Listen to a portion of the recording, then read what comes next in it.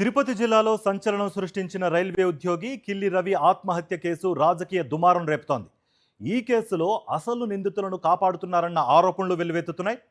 Suicide నోట్లో పేర్కొన్న పేర్ల ఆధారంగా విచారణ జరపాలని, బాధ్యులపై కఠిన చర్యలు తీసుకోవాలన్న డిమాండ్లు వ్యక్తమవుతున్నాయి. అసలు రైల్వే ఉద్యోగి హనీ ట్రాప్ ఆత్మహత్య కేసులో అసలేం జరిగిందన్నది ఇప్పుడు చూద్దాం. ఇదిగో ఇతను కిల్లి రవి. తూర్పుగోదావరి జిల్లా కడియం ప్రాంతానికి చెందిన కిల్లి రవి ఇండియన్ రైల్వేస్లో ఉద్యోగిగా పనిచేస్తున్నాడు. ఇదిగో ఈమె ఉషారాణి. మహిళా సంఘం నాయకురాలిగా చలామణి అవుతున్న ఉషారాణి మ్యాట్రిమోనీ సైట్ ద్వారా రవికి పరిచయం అయింది. మాయ మాటలతో రవిని ట్రాప్ చేసిన ఉషారాణి 3 ఏళ్లుగా అతనితో సహజీవనం సాగించింది. అయితే ఉషారానికి ఇదివరకే 3 పెళ్లిళ్ళు అయ్యాయనే చేదు నిజాన్ని రవి ఆలస్యంగా తెలుసుకున్నాడు. ఆమె అసలు స్వరూపం బయటపడడంతో రవి ఆమెకు దూరంగా ఉంటూ జాగ్రత్త పడ్డాడు. రవి తనను దూరం పెడుతున్నాడని గ్రహించిన ఉషారాణి తన అసలు స్వరూపాన్ని బయటపెట్టింది. రవికి ఉన్న రైల్వే సర్వీసు రికార్డులో తన పేరును నామినీగా చేర్చాలని, అలాగే అతనికి ఉన్న కోటి విలువైన ఇన్సూరెన్స్ పాలసీకి కూడా తననే నామినీగా పెట్టాలంటూ తీవ్రస్థాయిలో ఒత్తిడి చేసింది. ఒకవేళ నిరాకరిస్తే తప్పుడు కేసులు పెడతానని, సమాజంలో పరువు తీస్తానని ఉషారాణి బెదిరింపులకు పాల్పడిందని గతంలో ఓసారి సాక్షి టీవీ ముందు వాపోయాడు.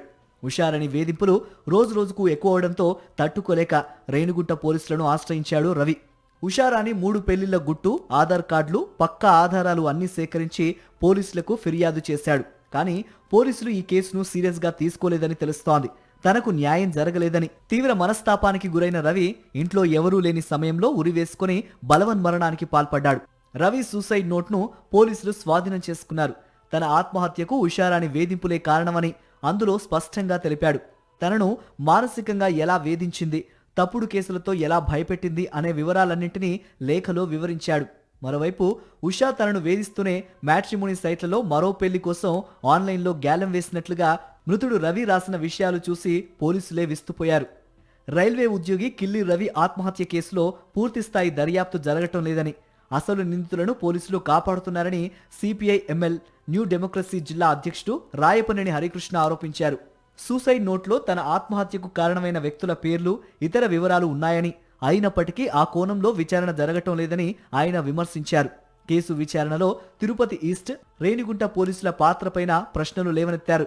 ఉషారాణి, ఆమెకు సహకరిస్తున్న కొంతమంది వ్యక్తులు మరియు పోలీస్ డిపార్ట్మెంట్ ఉన్నటువంటి కొంతమంది వ్యక్తుల కారణంగా అతను చంపివేయబడ్డాడు.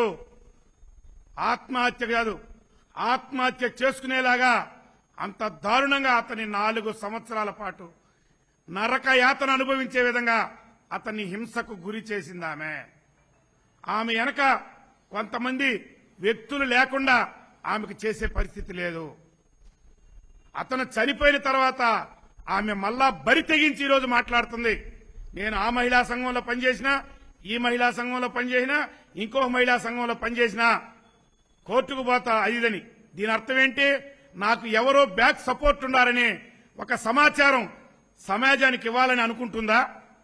లేదా ఎవరు పెద్దోళ్ళు చెప్పినట్టు బరి తెగించి ఇష్టారాజ్యంగా ప్రవర్తిస్తే మహిళనని చెప్పుకుంటే చెల్లుబాటు అవుతుందా?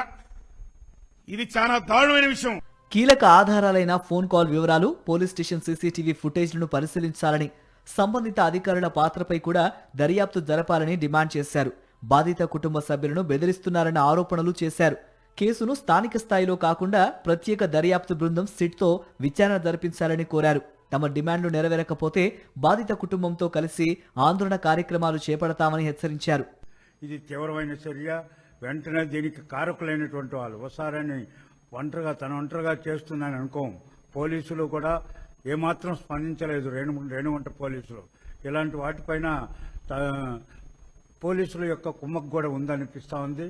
వెంటనే దీనికి కారకులు ఎవరున్నా దర్యాప్తు చేసి తగు చర్యలు తీసుకోవాలని చెప్పి మేము డిమాండ్ చేస్తాం. కిల్లి రవి ఆత్మహత్య కేసులో సిపిఐ ఎంఎల్ నేతలు చేసిన ఆరోపణలు ఇప్పుడు చర్చనీయాంశంగా మారాయి. అయితే ఈ ఆరోపణలపై పోలీసుల స్పందన రావాల్సి ఉంది. సూసైడ్ నోట్, డిజిటల్ ఆధారాలు, ఇతర సాక్ష్యాలను పరిశీలించి దర్యాప్తు ఏ దిశగా సాగుతుందన్నది ఆసక్తికరంగా మారింది.